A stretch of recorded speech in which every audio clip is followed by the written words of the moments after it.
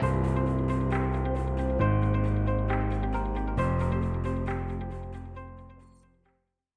à toutes, bonjour à tous. On va commencer ce deuxième rendez-vous de la recherche sur l'autonomie.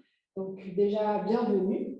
Je suis Peur Moret, chef de projet soutien et valorisation de la recherche à la CNSA, la Caisse nationale de solidarité pour l'autonomie. Et la CNSA finance et anime les politiques de l'autonomie. Et parmi ces missions, l'une de ces missions de la CNSA est de contribuer à la recherche sur l'autonomie. Nous sommes ravis de vous accueillir aujourd'hui pour ce deuxième rendez-vous de la recherche sur l'autonomie. Et ces rendez-vous de la recherche sur l'autonomie visent à rendre compte des principaux résultats de recherche qui ont été financés et soutenus par la CNSA.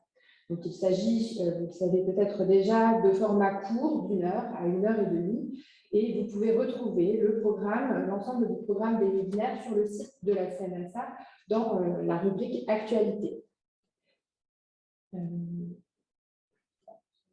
Normalement,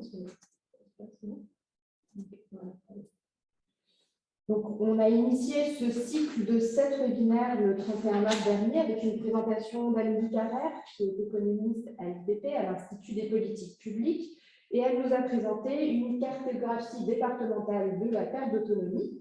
Et donc, ce premier webinaire va bientôt être mis en ligne, donc sur la chaîne Dailymotion de la CNSA, et ensuite, elle sera mise en ligne également sur son site internet.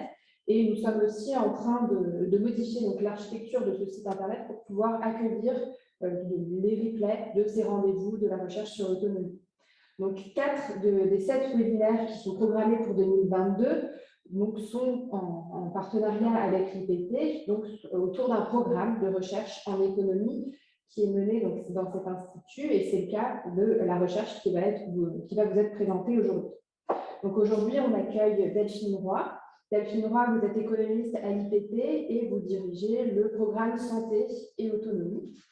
Et donc, votre intervention aujourd'hui s'intitule « Domicile, établissement, qui y vit et quel environnement semble le plus protecteur face au risque de décès ?»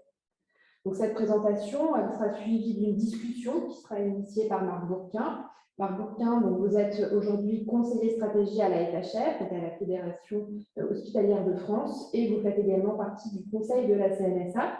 Et vous avez précédemment donc, exercé au cabinet ministériel et à l'ARS Île-de-France. Donc, j'invite tous les participants et les participantes donc en ligne à laisser leurs questions dans le fil de discussion tout au long des interventions.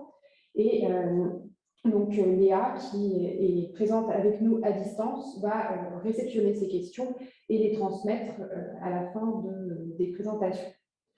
Donc, sans plus attendre, je laisse la parole à Delphine Roy pour sa présentation. Merci Paul pour cette introduction. Alors, c'est un directement.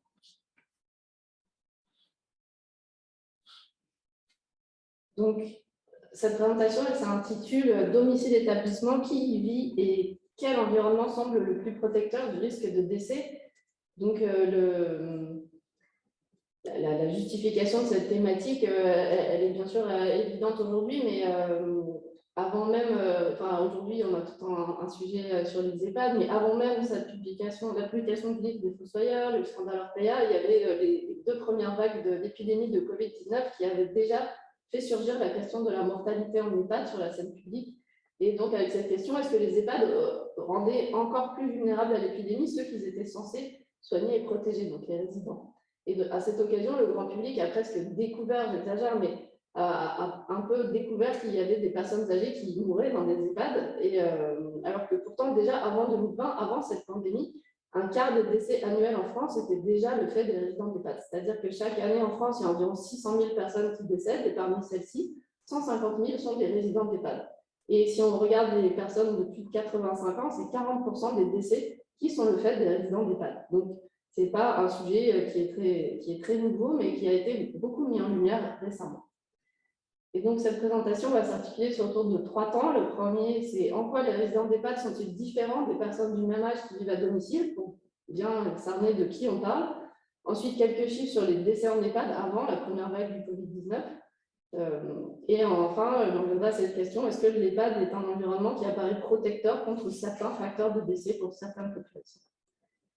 Alors, les personnes âgées en établissement à domicile, une comparaison. Donc d'abord, quelques chiffres pour remettre en perspective le nombre de personnes en EHPAD. Donc, les EHPAD, il y en a environ 7400 en France, qui hébergent un peu moins de 600 000 personnes, dont 550 000 à peu près en hébergement permanent, donc qui résident de façon permanente. C'est massivement des femmes, 85% des résidents sont des résidentes, et elles ont 85 ans en moyenne. Cette moyenne qui cache des disparités, mais donc 40% ont plus de 90 ans. Donc c'est une population très âgée. 9% des 75 ans ou plus vivent en EHPAD et c'est 20% des 85 ans ou plus. Donc c'est quand même une proportion non négligeable, mais bien sûr minoritaire, des personnes âgées.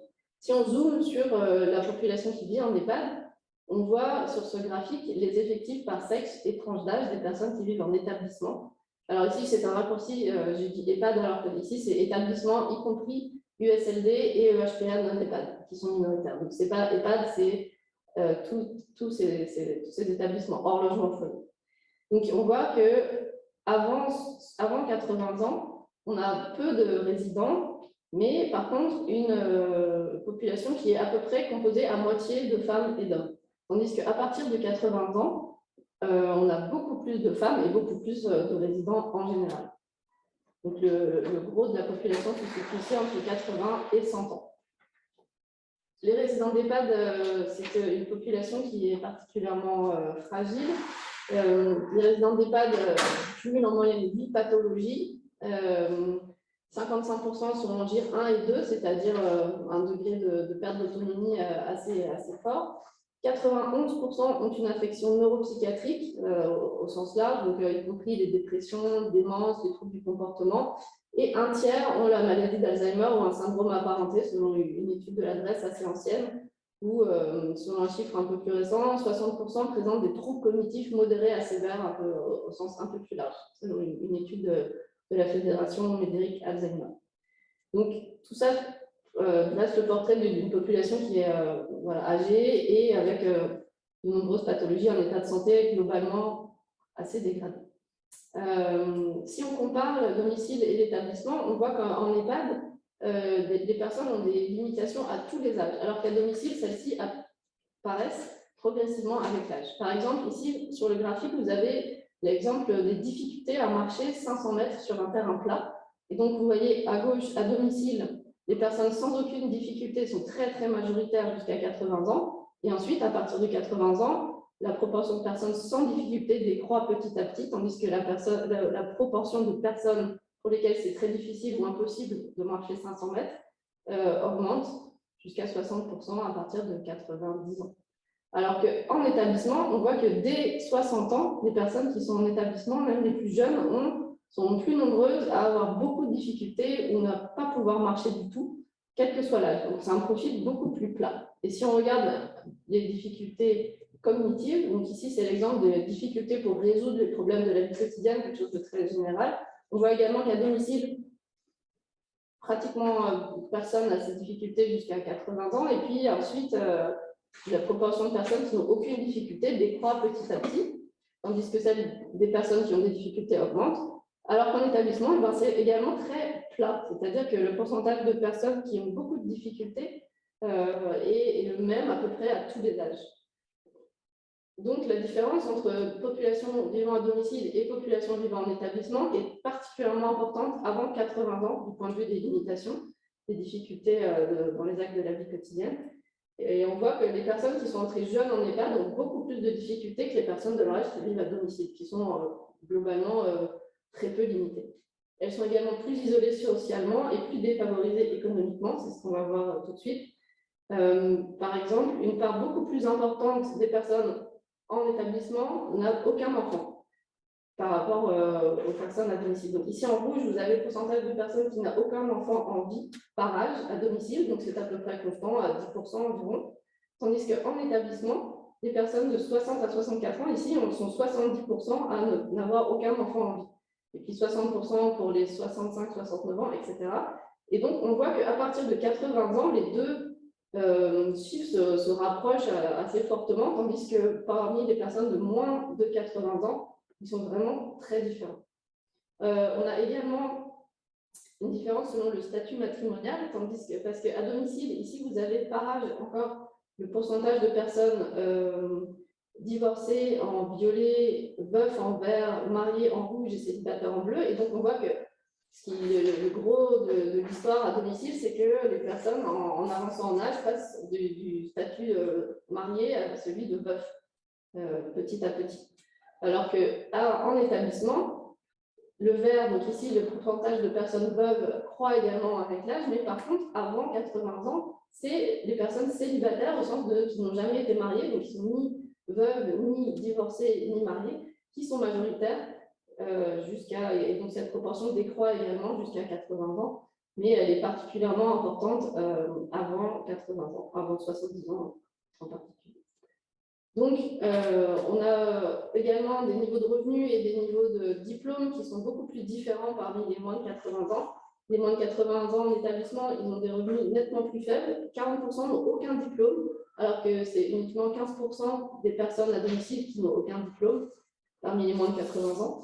Alors que parmi les 80 ans en plus, j'ai pas mis les graphiques, mais la distribution des niveaux de diplôme et des revenus est relativement proche. Donc, pour un dernier graphique pour illustrer cette différence de population, ici c'est la proportion de personnes qui sont sous protection juridique, donc tutelle, curatelle, par âge et lieu de vie. Donc en bleu, c'est les personnes à domicile. On voit que la proportion de personnes sous tutelle est très faible, quel que soit l'âge, tandis qu'en établissement, elle est particulièrement élevée, ici encore, surtout aux âges les plus jeunes. Et elle rejoint pas tout à fait celle des personnes vivant à domicile, puisqu'elle reste toujours supérieure à 10%, même aux âges les plus élevés. Mais elle est particulièrement forte. La majorité des personnes qui vivent en établissement pour personnes âgées avant 80 ans sont sous protection juridique.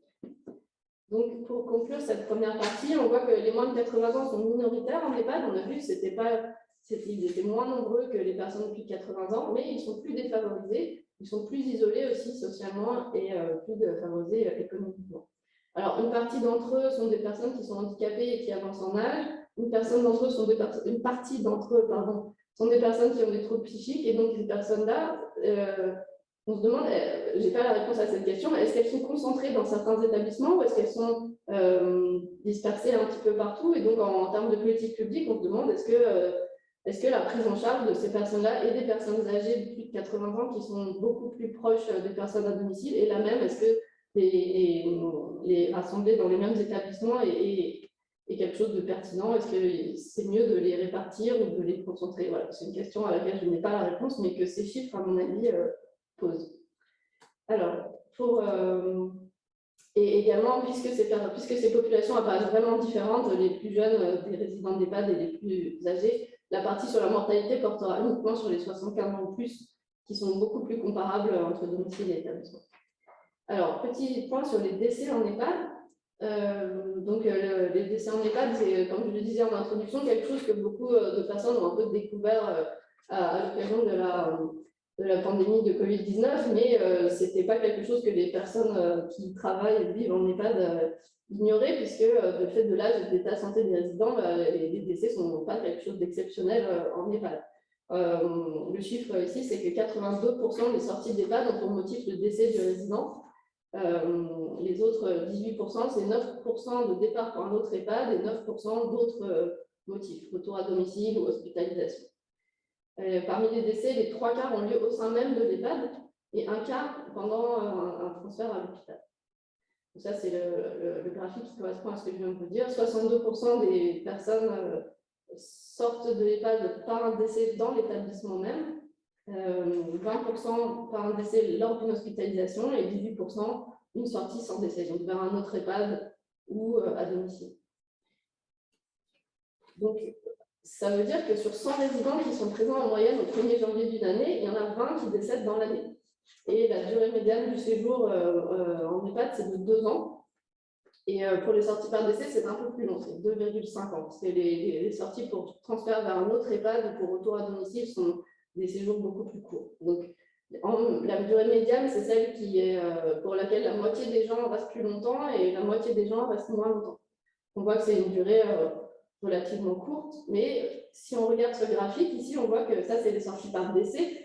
Elles sont très, très fréquentes en début de séjour. Ici, c'est par trimestre. Donc, on voit que une proportion à peu près autour de 15% au total des personnes décèdent avant la fin de leur premier trimestre de séjour, donc pendant les 3 premiers mois de leur séjour en EHPAD. Et ici, c'est ventilé selon la provenance de la personne. Donc, si la personne vient du domicile, elle a un peu plus de 10% de chance de décéder dans le premier trimestre, dans les 3 premiers mois. Si elle vient d'un autre EHPAD, à peu près 16%. Si elle vient d'un service de soins de suite et de réadaptation, 22%. Et si elle vient d'un court séjour à l'hôpital, alors là, elle a un quart de chance de décéder dans les 3 mois qui suivent son entrée dans l'EHPAD. Ensuite, cette probabilité de décéder durant chaque trimestre, elle décroît rapidement et puis elle se stabilise au fur et à mesure du temps. Et donc, ce qu'on voit ici, c'est que, bien sûr, ce n'est pas le fait d'entrer en EHPAD qui cause le décès, c'est la provenance du résident qui est un indicateur de son état de santé à l'arrivée. Et si on décède plus rapidement quand on vient d'un court séjour à l'hôpital, c'est parce que c'est un indicateur d'un état de santé déjà très fragile. Et on sait que l'entrée en EHPAD a souvent lieu suite à un moment de crise dans la biographie des personnes, donc soit un accident de santé, typiquement une chute, ou bien un veuvage, donc autant de facteurs qui à la fois déclenchent l'entrée en EHPAD et accroissent le risque de décès. Donc c'est très difficile de distinguer l'effet de l'EHPAD sur la santé et la mortalité de l'effet de cet événement qui a déclenché l'entrée en EHPAD. Donc on va quand même tenter de voir un petit peu qui, parmi les résidents d'EHPAD, paraît plus à risque ou moins à risque en comparant avec les personnes à domicile du même âge. Parce que malgré tout ce qu'on vient de dire, il y a quand même des personnes qui ont le même âge, le même sexe, le même état de santé à domicile et en établissement du fait de beaucoup de circonstances. Il y a certaines personnes qui sont dans la même situation, mais dont l'entourage va davantage les pousser à rentrer en EHPAD, ou bien parce que localement, l'offre d'EHPAD est plus grande, ils vont davantage avoir tendance à y aller. Donc, on va pouvoir quand même comparer ces personnes-là pour voir l'effet de l'EHPAD sur la probabilité de décès. Alors, les données qu'on utilise, c'est celles des enquêtes CARE, des enquêtes qui ont été réalisées par l'adresse en 2015 et 2016. On a un échantillon de 15 000 personnes, 12 000 à domicile et 3 000 en établissement. Et on suit leur statut vital jusqu'en 2019 grâce à l'état civil qui permet de savoir à quel moment les personnes sont décédées ou si elles sont encore en vie. Donc, notre variable d'intérêt, ça sera la probabilité de survie. On regarde le fait d'être décédé au bout d'1 an après l'enquête, 3 ans après l'enquête, et puis on modélise la variable durée avant le décès en fonction des caractéristiques des personnes au moment de l'enquête, puisque c'est ça qu'on a mesuré, et du lieu de vie. Ici, donc, ce n'est pas uniquement EHPAD, c'est établissement d'hébergement pour personnes âgées, sachant qu'on a vraiment très peu d'USLD et de HPM en EHPAD dans l'échantillon. Donc, par exemple, ce qu'on va essayer de faire, c'est de voir est-ce que si on prend 2 femmes qui ont le même âge, par exemple, de 93 ans, qui sont toutes les 2 veuves, qui ont toutes les 2 000 € de pension de retraite, elles sont toutes les 2 en GIR 4, mais on en a une qui vit en établissement, l'autre à domicile au moment de l'enquête, et est-ce qu'elles ont la même probabilité de décéder dans l'année? Alors, sachant que certaines personnes qui sont dans notre échantillon à domicile, elles ont été enquêtées à domicile en 2015, et on voit qu'elles décèdent ou non dans les années suivantes, mais on ne sait pas si entre-temps elles sont passées en établissement. Donc, on va observer une différence et en fait, on va sous-estimer une différence parce que parmi nos personnes qu'on a mesurées à domicile, certaines vont passer par l'établissement. Et donc, on a ce petit nombre de USLD et de HPM en EHPAD de l'échantillon, mais en les enlevant, les résultats restent les mêmes.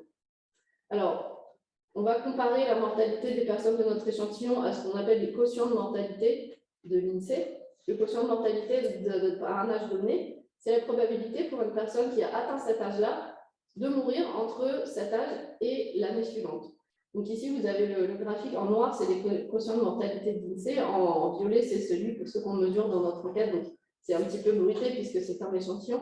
Mais globalement, on voit que cette probabilité de décéder dans l'année, elle est faible jusqu'à 75-80 ans et puis elle augmente de façon assez forte à partir de 85 ans et puis jusqu'au grand âge. Sachant qu'on a du mal à estimer le grand âge puisqu'on n'a pas, à partir de 100 ans, on n'a plus beaucoup de personnes. Alors, la méthode statistique qu'on va mettre en œuvre, c'est qu'on va comparer le pourcentage de décès qu'on observe parmi notre échantillon pour les personnes de sexe et d'âge donné à ces quotients de mortalité. Donc, la question qu'on pose, c'est à sexe et âge égaux, quel facteur augmente ou diminue significativement la probabilité de décès? Et parmi ces facteurs, ce qu'on observe et ce qu'on va mettre dans notre analyse, c'est des facteurs de santé, des pathologies, un état de santé déclaré, des limitations fonctionnelles, un indicateur de dépendance, au sens de 4, mais un indicateur de perte d'autonomie, des facteurs d'environnement, donc le lieu de vie auquel on va s'intéresser particulièrement, la fréquence des contacts avec la famille, avec les amis, est-ce qu'on reçoit de l'aide informelle, et puis des facteurs sociodémographiques, donc le revenu, le diplôme, le nombre d'enfants, essentiellement. Et donc, les résultats que je vous présente maintenant, c'est ceux qui apparaissent dans tous les modèles, parce que beaucoup de modèles, j'ai testé plusieurs modèles, des régressions linéaires, des régressions logistiques, des modèles de durée, et ceux qui apparaissent ici, c'est ceux qui sont robustes à toutes ces modélisations différentes. Alors, les facteurs qui sont communs au domicile et à l'établissement, sans surprise, ce sont les facteurs de santé, bien sûr. À âge et sexe égal, on décède plus rapidement si on est en mauvaise santé, ça ne sera pas un résultat très nouveau. La mauvaise ou très mauvaise santé déclarée de façon déclarative, l'indicateur de 4 qui donne un degré de perte d'autonomie, le fait de déclarer des limitations physico-cognitives augmente le risque de décès, mais pas les limitations sensorielles, c'est-à-dire le fait d'avoir des difficultés à voir ou entendre n'a pas d'influence. Le fait d'être en insuffisance pondérale, donc d'avoir un IMC très faible, est un facteur d'augmentation du risque de décès, surtout à domicile. Être en affection longue durée reconnue par l'assurance maladie, cet effet joue plus à domicile également, et avoir été hospitalisé dans l'année, qui est aussi plus important quantitativement à domicile. Donc voilà, on voit que globalement, ces facteurs-là sont des facteurs de santé sans grande surprise.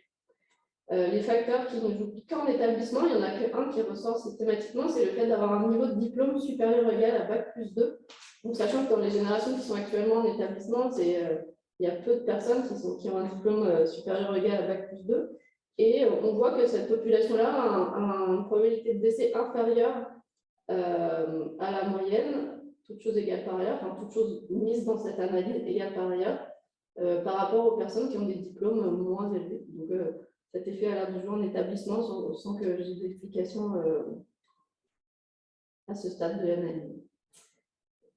Et les facteurs qui ne jouent qu'à domicile, on voit que, donc, comme je l'ai dit tout à l'heure, être en ALD, en affection longue durée, ou en insuffisance pondérale accroissent moins la probabilité de décès en établissement qu'à domicile. Et le diagnostic d'Alzheimer, c'est un diagnostic ici déclaré dans une liste de pathologies, accroît la probabilité de décès pour les personnes à domicile, mais pas en établissement. Donc ça, ce serait un indice, alors ça reste à confirmer, mais que les personnes atteintes de la maladie d'Alzheimer ne meurent pas plus vite que les autres en établissement, sexe, âge, degré de dépendance, état de santé déclaré, etc. égaux. Donc, c'est encore à confirmer. Et puis, ça reste relatif à une population de référence. On compare les personnes qui ont la maladie d'Alzheimer à domicile aux autres personnes à domicile qui ont les mêmes caractéristiques. Et d'autre part, on compare les personnes en établissement qui déclarent la maladie d'Alzheimer aux autres personnes en établissement qui ont les mêmes caractéristiques. Donc, peut-être que cette différence de population de référence explique aussi le fait qu'on ne voit pas d'effet additionnel de la maladie d'Alzheimer. Donc, ces analyses devront être poursuivies en comparant des personnes encore plus comparables avec d'autres méthodes et puis en utilisant les données de l'enquête à Paris avec le système national des données de santé où on a plus d'informations sur la consommation médicale des personnes et des éléments de diagnostic qui sont différents, qui ne sont pas les maladies déclarées, mais des maladies reconstituées à partir de consommation de soins et également l'ALD, maladie d'Alzheimer en tant que telle. Donc, il faudra voir si ces résultats sont bien confirmés par ces nouvelles données. Donc, 4 points à retenir de cette présentation, à mon sens. Le premier, c'est que la population accueillie en EHPAD est hétérogène de part et d'autre de l'âge de 80 ans. Les plus jeunes sont plus défavorisés et sont aussi plus différents des personnes du même âge vivant à domicile que ceux de 80 ans. Donc, la population des plus de 80 ans à domicile en établissement se ressemble davantage que les personnes en établissement à moins de 80 ans ne ressemblent aux personnes de moins de 80 ans à domicile. La fréquence des décès en EHPAD, du fait de l'âge, de l'état de santé et des circonstances d'entrée en établissement des personnes. Donc, le chiffre ici que je pense que vaut la peine d'être retenu, c'est qu'on a 20 décès par an pour 100 résidents dans un établissement en moyenne. Les facteurs de risque inclus de décès, quel que soit le lieu de vie. Donc ça, je pense que ça ne sera pas une découverte pour beaucoup d'entre vous, mais c'est des facteurs auxquels il faut être vigilant dans l'accompagnement des personnes, parce que si une personne est en ALD, si elle est en insuffisance pondérale ou qu'elle revient d'une hospitalisation, alors son risque de décès est accru, donc il faut exercer une surveillance toute particulière envers ces populations-là. Et donc, l'établissement semble réduire le surcroît de risque de décès associé à la maladie d'Alzheimer par rapport à ceux qui n'ont pas cette maladie en établissement à sexe, âge, état de santé, de dépendance aiguë. Alors, une petite conclusion, je ne voudrais pas que ces résultats soient interprétés comme la probabilité de décès doit être un indicateur de résultat des EHPAD ou quelque chose comme ça, et donc c'est bien que l'établissement réduise cette probabilité de décès, parce que bien évidemment, c'est sur ce sur quoi cette étude s'est concentrée, mais préserver autant que possible la santé et la vie des résidents, c'est qu'un aspect parmi d'autres du rôle de l'EHPAD, ce rôle qui ne peut pas être réduit à juste prolonger, protéger la vie des résidents à tout prix, bien sûr, ce qu'on a bien entendu à l'occasion des débats qu'il y a eu autour des restrictions et des libertés et des liens sociaux qui ont été entraînés par l'épidémie de Covid dans les établissements. Donc voilà, c'est pas parce qu'on a dit qu'apparemment la vie en établissement réduisait le surcroît de risque de décès qu'il faut en tirer des conclusions hâtives, bien sûr. Et donc, je terminerai en citant le document repère et la charte éthique qui ont été rédigés en 2021 par un groupe de travail animé par Fabrice Zil, qui dit que l'objectif n'est pas de supprimer tous les risques, bien sûr, mais de les minimiser. Et il ne faut pas raisonner uniquement en fonction des risques, il faut mettre dans la balance les bénéfices de chaque option. Donc, réduire le risque de décès des résidents atteints de la maladie d'Alzheimer, c'est une chose, mais quels sont les autres les bénéfices et les coûts de chaque option. Et donc, voilà, cette dernière citation, c'est protéger une personne, c'est tout autant préserver ses libertés que sa sécurité. Je vous remercie. Et j'ai mis à la fin les références des études que j'ai citées, et vous retrouverez le diaporama sur le site de la CNSA si vous voulez vous y référer. Merci. Merci beaucoup Delphine pour cette présentation. Donc, je laisse la parole à Marc Bourquin pour sa discussion avant d'échanger ensemble et de prendre des questions et de répondre ensemble. Oui, merci beaucoup. J'espère que vous m'entendez bien. Bonjour à toutes et tous. D'abord, moi, je voudrais vraiment saluer la qualité extrême de ce travail. On est dans un domaine, et je vais y revenir, où les idées reçues sont légion. Et pour le coup, il y a là un travail d'objectivation d'un certain nombre de paramètres de vie qui sont, et d'accompagnement, qui me semblent tout à fait bienvenus, et j'espère que ce travail pourra être très largement diffusé, et donc ce webinaire en est une première étape, encore une fois, tout à fait bienvenue. Alors, d'emblée, moi, je voudrais dire justement qu'il me semble que ces données, qui ne sont pas des données qu'il faut prendre de manière militante, dans un sens ou dans un autre, mais comme une photographie vivante d'une réalité. Et donc, il faut affirmer quand même fortement quelque chose, c'est que nous avons là des éléments de compréhension de ce secteur des EHPAD, et vous allez commencer en donnant quelques chiffres, hein, nous parlons là de presque 1% de la population française. Et si on ajoute les professionnels, c'est encore beaucoup plus. Hein, finalement, on a à peu près 1 million de personnes, ou presque, qui tous les jours franchissent la porte d'entrée d'un EHPAD, sans compter évidemment les familles qui sont également présentes. Pour aller vite, parce qu'il faut laisser toute sa place à la discussion, moi, la première chose que je constate, c'est que, au fond, si on prend les choses de manière chronologique, en fonction démographique, on va dire, en fonction de l'âge, on a le sentiment, je mets ça sur la table, que dans les populations les plus jeunes qui résident en EHPAD, c'est-à-dire avant 75 ans, le rôle que va avoir l'EHPAD, il est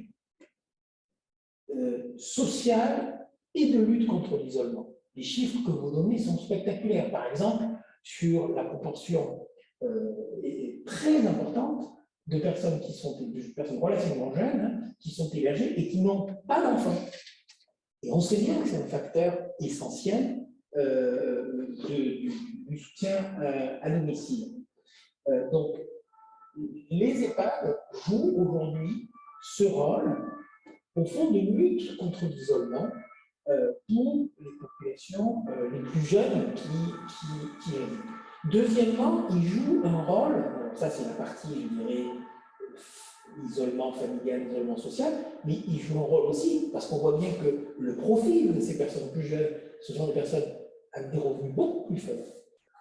Et donc, il y a aussi un rôle de protection au niveau social et économique. Et je crois qu'il doit être souligné, c'est-à-dire que c'est des personnes qui sont aussi là parce qu'elles bénéficient notamment de l'aide sociale.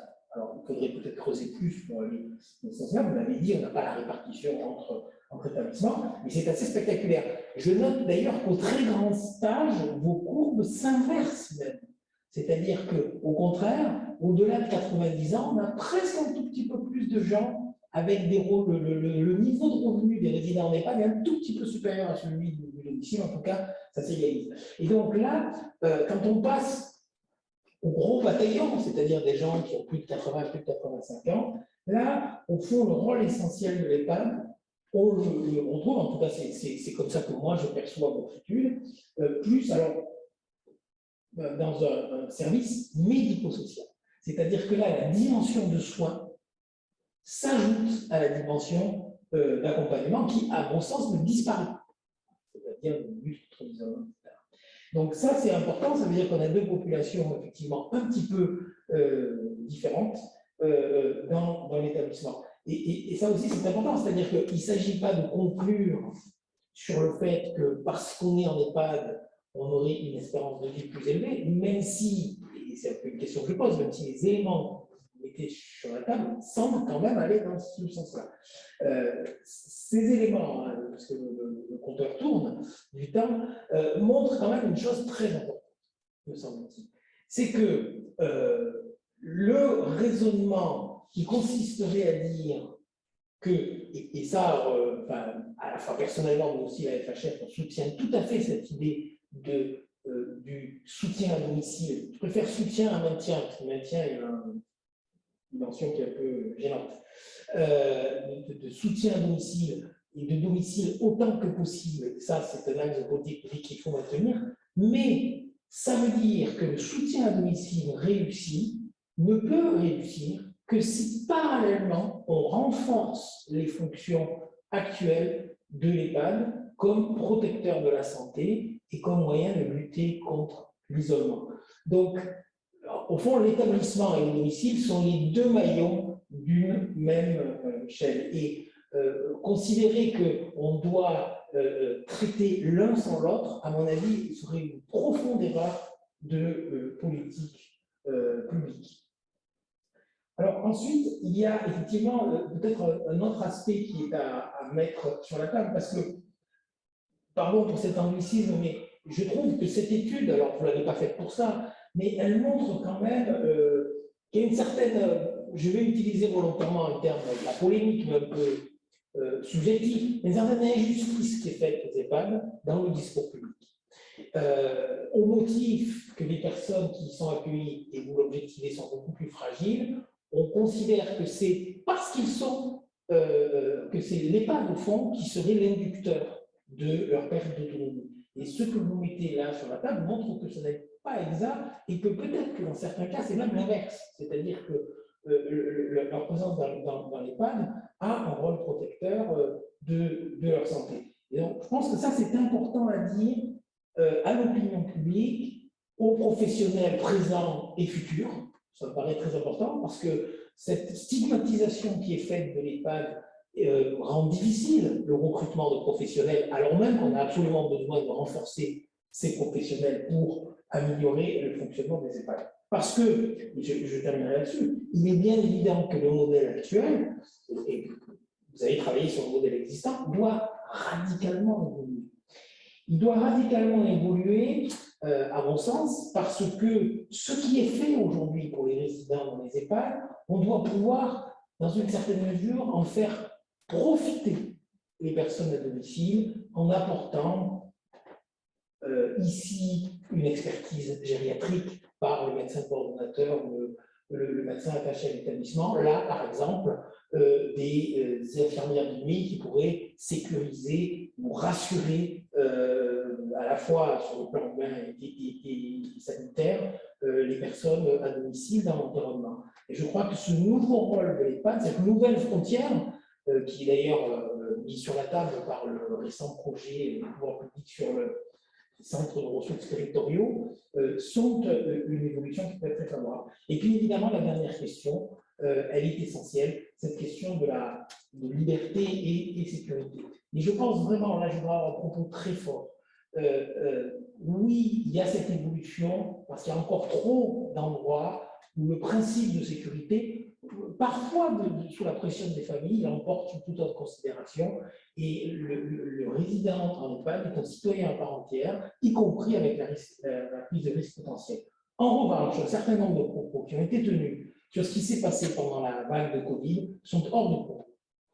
Il ne faut pas mélanger la situation générale dans laquelle on vit au jour le jour et une situation de pandémie où, oui, les libertés d'aller et venir ont été contraintes, mais je rappelle qu'elles ont été contraintes pour tout le monde. Souvenez-vous, il y a 2 ans, on ne pouvait pas sortir plus d'1 heure, on ne pouvait pas faire plus d'1 kilomètre, qu'on soit en EHPAD ou qu'on soit à la maison. Donc, je veux dire, il y a ce travail sur la liberté à faire, mais cette espèce de procès qui a été fait, lui, par contre, il est malvenu, parce que c'est très, très facile de dire, après, de l'extérieur, qu'il fallait faire autrement. Je rappelle qu'à ce moment-là, il y avait dans les EHPAD presque 1000 morts par jour du fait de l'extrême contagiosité du Covid et de la méconnaissance dans laquelle elle était. Ça a sûrement amené à des erreurs, mais je crois aussi que les dispositions qui ont été prises et que les fédérations ont soutenues, l'implication des professionnels et des gestionnaires ont aussi sauvé beaucoup de vies. Et ça, il ne faut pas l'oublier quand on porte un jugement négatif sur ce qui s'est fait à ce moment-là. J'espère pas avoir été trop long. Très bien, parfait. Delphine, est-ce que tu veux réagir, répondre à certains points? Non, ça paraît très bien. On peut prendre des questions de la salle. Léa, dans ce cas-là, est-ce que tu peux transmettre les questions à nos 2 intervenants? Oui, alors je regarde juste la dernière question qui a été posée à l'instant. Ouais.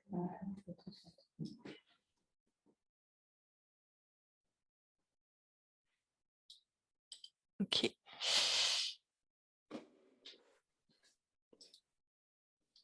Donc, on a des questions qui ont porté principalement sur la 3e partie de la présentation. Il y avait une question au début sur la partie 1 qui était sur une question méthodologique sur quel type d'établissement ont servi d'échantillon pour les enquêtes. Et ensuite, les questions du coup sur la 3e partie sur la mortalité en établissement ou à domicile. Il y a 2 questions qui portent sur la mesure, sur ce qui est évalué, qui sont sait-on si à situation égale de gérer et évaluer de la même manière en EHPAD ou à domicile? Première question.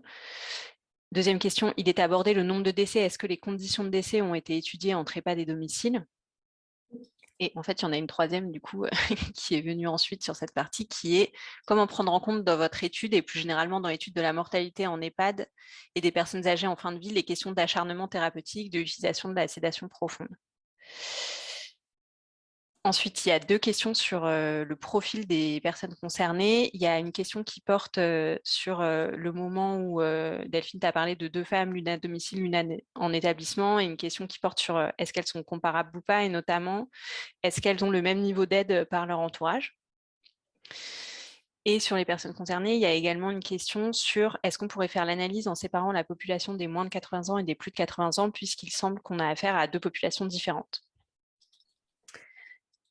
Ensuite, on a une remarque et une question qui portent sur la maladie d'Alzheimer. Donc, la remarque, c'est je trouve intéressant que l'EHPAD soit favorisant pour les personnes qui ont des pathologies Alzheimer. Cela démontre la montée en compétence des équipes pour ce public. Et la question, c'est, votre étude semble montrer que le risque de décès est accru en établissement, sauf pour la maladie d'Alzheimer, mais ce risque accru n'est-il pas finalement lié aux personnes des résidents en EHPAD? Niveau de dépendance, niveau d'isolement familial, état de santé, troubles cognitifs. Et enfin, il y a 2 questions qui portent sur le type d'EHPAD ou qui est en EHPAD, qui est pour les facteurs qui ne jouent qu'à domicile, est-ce que c'est, quel que soit l'EHPAD, le ratio d'encadrement d'ouverture sociale? Et il y a une autre question qui est vraiment dans la même veine, qui parle de l'impact de la taille de l'EHPAD et du milieu urbain ou rural.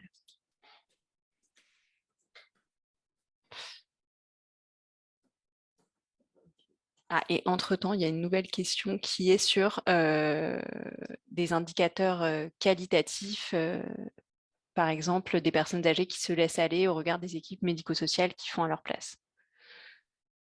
Et ça, c'est peut-être plus sur la discussion. Alors, merci pour toutes ces questions. Alors, pour la partie 1, quel type d'établissements sont inclus dans les différents chiffres que j'ai présentés? Donc, les chiffres qui portent sur l'enquête CARE, donc les établissements qui sont inclus, ce sont massivement des EHPAD, et puis il y a quelques du SFD et un ou deux HPA non EHPAD, mais c'est essentiellement les EHPAD. Tandis que dans les chiffres de l'enquête EHPA, là, j'ai isolé vraiment le champ EHPAD. L'enquête EHPA, elle enquête l'intégralité des établissements qui accueillent des personnes âgées, y compris les logements, enfin les résidences autonomie, y compris les accueils de jour, y compris voilà, et l'accueil temporaire, voilà. Mais dans les chiffres que j'ai présentés, j'avais gardé seulement ceux qui portaient sur les EHPAD. Tandis que sur les chiffres de l'enquête CARE, c'est EHPAD, USLD et EHPA non EHPAD. Sur la question, est-ce que le GIR est évalué de la même façon en EHPAD et à domicile? Alors, c'est une très bonne question. On a commencé une étude sur ce sujet, justement, en comparant les enquêtes, les données de l'enquête CARE qui comportent beaucoup de données sur l'état de santé des personnes aux évaluations qui sont réalisées par les conseils départementaux d'une part et dans les EHPAD d'autre part. Donc, probablement que la réponse n'est pas tout à fait oui, mais on ne sait pas dans quelle mesure exactement. Donc ça, c'est vraiment très bonne question. Mais, le GIR que moi j'ai utilisé dans mon étude, c'était un GIR qui est estimé par enquête, donc quelque chose qui est reconstitué à partir des données, des réponses aux questions de la personne sur ses différentes difficultés dans les actes de la vie quotidienne. Donc ça, c'est quelque chose qui est indépendant de l'évaluation par l'équipe médico-sociale. Les conditions de décès en EHPAD, est-ce qu'elles ont été étudiées et qu'est-ce qu'on sait sur les soins palliatifs, l'acharnement thérapeutique, la sédation profonde, etc. en EHPAD? Alors, il y a des données dans l'enquête HPA de 2015 avec Marianne Müller de l'adresse, on avait publié un petit étude des résultats sur le sujet, c'était des statistiques sur le pourcentage d'EHPAD qui disposaient de conventions avec des équipes mobiles en soins palliatifs, par exemple, ou bien la probabilité de décéder à l'hôpital selon les caractéristiques de l'établissement d'une part et des personnes d'autre part. Et donc, cette section de l'enquête HPA a été renforcée en 2019. Ceux d'entre vous qui travaillent dans les établissements ont dû y répondre en 2020. Et donc, il va y avoir de nouveaux chiffres qui vont sortir sur la fin de vie en EHPAD et la façon dont cette fin de vie est prise en charge selon les établissements. C'est un sujet très, très intéressant, à mon avis. Sur la troisième partie, est-ce qu'on a pris en compte le niveau d'aide de l'entourage dans les analyses? Alors, ce n'est pas le niveau d'aide de l'entourage parce qu'on n'a pas un nombre d'heures d'aide de l'entourage, mais on a une variable, enfin une information sur le fait que la personne reçoit oui ou non de l'aide de l'entourage. Ça, c'est pris en compte dans l'analyse. Mais ensuite, pas la quantité d'aide de l'entourage. Et sur le fait de faire une analyse séparée sur les plus et les moins de 80 ans, alors là, ce que vous avez vu sur les décès, ça, sur la troisième partie, hein, pas les décès en général, mais sur la probabilité de décès, c'était uniquement sur les 75 ans et plus, puisqu'effectivement, les moins de 75 ans, les moins de 80 ans semblent trop différents à domicile en établissement pour les comparer comme ça avec ces données d'enquête. Est-ce que le risque a accru en EHPAD à cause de l'état de santé? Effectivement, oui, c'est ça. c'est pour ça que cette comparaison est compliquée, c'est que les personnes en EHPAD sont dans un état de santé en moyenne beaucoup moins bon, et donc le risque de décès est accru. Donc, pour ces personnes qui sont en EHPAD, et pas du fait de l'EHPAD, comme M. Bourquin l'a dit. Et on a simplement l'impression que le sur-risque qu'il y a à la maladie d'Alzheimer est moins important en EHPAD. Mais toutes ces comparaisons sont compliquées, bien sûr, parce qu'on n'a pas affaire à des gens complètement comparables, même si on essaye de le faire le plus possible. Et les facteurs qui jouent moins... Ah oui, est-ce que j'ai pris en compte la taille de l'EHPAD, le taux d'encadrement, le fait qu'il soit situé en zone urbaine, rurale? Alors non. C'est vrai que la taille de l'EHPAD, ça pourrait être tenté. Le taux d'encadrement, on n'a pas l'information dans l'enquête. Et s'il est situé en milieu urbain ou rural, ça pourrait être fait, mais ce n'est pas des données qui sont déjà dans les données. Il faut aller chercher des données sur la commune, etc. Mais sur la taille de l'EHPAD, effectivement, je pourrais rajouter cette information-là. Voilà. Est-ce que vous voulez aussi réagir? Oui, oui, merci beaucoup. Peut-être rapidement sur la question de l'accompagnement, de l'expertise sur le trouble cognitif, je voudrais vraiment témoigner de l'extrême intérêt de la formation d'auxiliaire de soins en gérontologie. Vous savez que c'est une formation de 120 heures, donc quand même importante. Nous militons à la FHF pour la généraliser, parce que tous les retours d'expérience montrent que la compréhension des troubles cognitifs et par effet de cette compréhension de l'accompagnement sont vraiment formidablement améliorés pour les personnes qui ont fait cette formation. Deuxième élément, peut-être sur les ratios d'encadrement et la question des décès.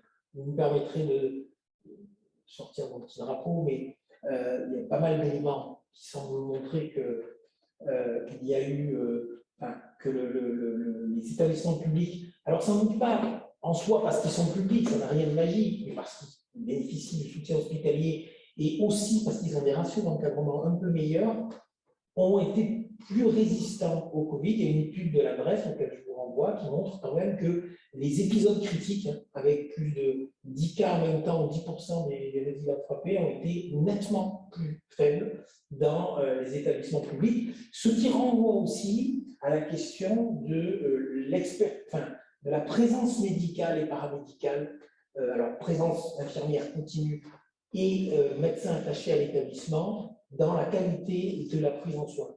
Je pense que ça, c'est un point très important. Une petite alerte, enfin même une grosse alerte, pour dire que cette idée que ce qu'on appelle le tarif global, qui fait effectivement que l'établissement a un médecin attaché à l'établissement, est présenté comme quelque chose à développer dans la feuille de route, qui a été présentée par la ministre au mois d'avril, fin mars, si je ne me trompe pas. Et puis, on a eu l'immense surprise de constater que, dans le même temps, il était décidé de continuer à bloquer le tarif global pour la 12e année consécutive. C'est-à-dire que, d'un côté, les pouvoirs publics nous disent c'est vers ça qu'il faut aller, ce que nous pensons effectivement très fortement, et en même temps, on réduit de fait les moyens. Quand il y a 4% d'inflation, si vous bloquez le tarif, vous voyez les conséquences que ça peut avoir. Dernier point, sur les indicateurs qualitatifs, moi j'y crois très très fortement. Tout le secteur des EHPAD a été secoué, comme vous le savez, par l'affaire Orpea. Il faut s'assurer que chaque euro d'argent public va bien à l'accompagnement. Pas développer parce que ce n'est pas le lieu, mais c'est quand même quelque chose qui devrait pouvoir faire consensus. Mais j'ai aussi la conviction qu'il faut donner alors, à tout le monde, au pouvoir public et aux familles, la possibilité d'avoir un certain nombre d'indicateurs qui permettent de mesurer, d'avoir une espèce d'assurance qualité par rapport à l'accompagnement qui est donné. Ça demande de travailler sur ces indicateurs, sur la manière dont on les calcule, sur la manière dont on les met en perspective, dont on les met à disposition, sur la manière dont ils progressent ou pas. Et c'est à travers ça qu'on pourra capitaliser finalement sur les progrès attendus, ce qui suppose évidemment des moyens humains à renforcer. Je crois que ça fait consensus. Encore faut-il passer à l'acte. Moi, je voudrais juste ajouter sur le taux d'encadrement et la présence médicalisée. Dans l'étude qu'on avait réalisée avec Marianne Müller à l'adresse, on avait vu que le fait d'avoir une infirmière présente H24 dans l'hôpital réduisait la probabilité de décéder à l'hôpital pour les résidents. Et ce qui était, enfin, nous, ça nous semblait quelque chose de souhaitable parce que les gens veulent toujours décéder chez eux. Là, l'EHPAD, c'est devenu chez eux. Donc, c'est quand même, si on peut éviter un transfert à l'hôpital dans le tout dernier jour de vie, ça paraît quelque chose de, a priori, souhaitable. Et donc là, cette présence infirmière, elle a réduit significativement la probabilité d'être transféré à l'hôpital au moment du décès. Oui, enfin, je confirme tout à fait cette orientation. Je crois aussi, pour avoir eu quelques échanges informels avec des professionnels aides-soignants ou agents de service, pour eux, sans jeu de mots, avoir une infirmière, notamment la nuit, c'est la nuit et le jour. C'est-à-dire, c'est ne pas se trouver seul si la situation devient difficile, s'il faut faire des perfusions, etc. Ils ont absolument besoin de cette présence infirmière, mais aussi le fait qu'il y ait une présence régulière, y compris partagée entre plusieurs établissements ou avec une infirmière qui va venir de l'hôpital pour aller à l'EHPAD, eh bien ça, les pouvoirs publics annoncent la généralisation, elle n'est pas encore complètement effective sur le terrain, loin de là, loin de là, et c'est vraiment un axe à la fois de qualité de vie au travail et d'amélioration de la prise en soin des résidents, y compris en fin de vie. Il y a une étude qui a été faite il y a quelques années par le Gérondif, en Ile-de-France, qui montrait que les actes de soins palliatifs, là où il y avait une présence infirmière, y compris mutualisée, étaient multipliés par 3, et qu'effectivement, il y avait beaucoup plus, enfin, qu'il y avait globalement un peu moins de décès, sans qu'on puisse savoir s'il n'y avait pas de phénomène de grippe qui avait pu jouer, mais surtout, quand on comparait aux établissements témoins, on constatait qu'il y avait beaucoup plus d'actes de soins palliatifs et que la proportion des décès était plus importante dans l'EHPAD, ce qui corrobore ce qu'on venait de dire. Merci. Léa, est-ce qu'il y a eu des questions entre-temps, des réactions à la discussion? Oui, il y a eu des questions supplémentaires. Donc, il y a une question sur l'évaluation, enfin, 2 questions en fait qui portent sur les indicateurs de satisfaction des résidents ou des familles. Il y a une question qui revient sur la place du ratio résident-soignant dans les études. Et il y a 2 autres sujets qui ont été soulevés. Il y a le financement du domicile et de l'hébergement. Et l'autre sujet qui a été soulevé, qui n'a pas été abordé, c'est est-ce qu'il y a des différences culturelles entre le nord et le sud sur l'entrée ou pas en EHPAD? Pardon, non, qui dit qu'il y a des différences culturelles sur l'entrée et qui demande s'il y a des différences dans la protection des décès par les EHPAD entre du coup le nord et le sud. Oui, alors très rapidement. Le nord et le sud, alors est-ce qu'il s'agit du nord et du sud de la France ou du pays du nord, pays du sud? Enfin, de toute façon, je n'ai pas la réponse. Il y a des différences entre l'ouest et l'est de la France sur le taux de recours à l'établissement, parce qu'on sait qu'à l'ouest, il y a beaucoup plus d'établissements, les régions sont mieux dotées, et donc on a des passages plus fréquents en établissement. Après, en termes d'effet sur la prise en charge et tout ça, je n'ai pas du tout de réponse. Les indicateurs de satisfaction, on ne les a pas dans les enquêtes que j'utilise aujourd'hui. On en avait dans certaines enquêtes plus ponctuelles, mais elles ne sont pas, là, elles sont pas disponibles. Et la place du ratio résident-soignant, bah, on vient d'en parler un peu. Hein, il y a cet effet d'avoir une infirmière 24 heures sur 24, mais vraiment le taux d'encadrement en tant que tel, il n'est pas dans les données de l'enquête que j'utilise, donc il n'a pas été pris en charge. Et alors, la question du financement, par contre, dans les 4 minutes qui nous restent, je pense que ça va être un peu court pour l'aborder, parce que c'est vraiment une question assez immense, mais je vais peut-être vous laisser conclure. Oui, enfin, je conclure, je ne sais pas, ça serait un peu ambitieux, parce que le sujet est devant nous et la société de la longévité aussi, en tout cas, on l'appelle de nos voeux. Indicateur de satisfaction, oui, mais à condition de spécifier et de l'utiliser intelligemment.